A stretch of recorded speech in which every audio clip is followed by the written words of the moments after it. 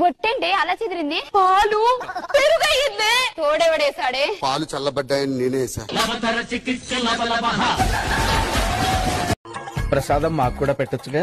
మీరు మాకు పెట్టాలి పంతులు గారు. ప్రసాదం మేము మీకు పెట్టడం ఏంటి? మేము మీకు పెడితే ప్రసాదం అవుతుంది. అదే మీరు మాకు పెడితే మహాప్రసాదం అవుతుంది.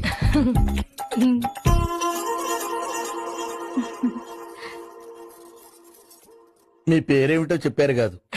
దేవసేన.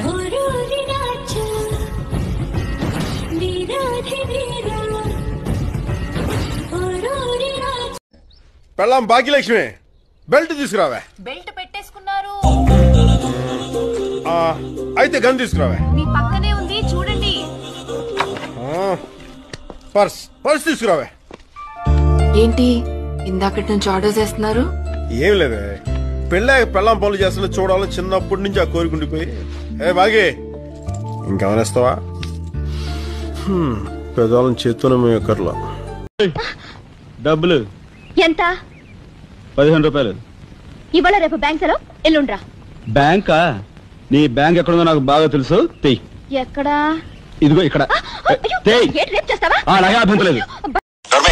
అమ్మాయిని కొట్టి నువ్వేం తెలుసు? నా పరువు పోయిండే తెలుసా? పరువు పోతే అరువు తెచ్చుకోవచ్చు. మొగుడే చేయి జారిపోతే ఏడుస్తూ కూర్చోవాలి. అసలు నీకు ఈ అనుమానం చెప్పేంటి?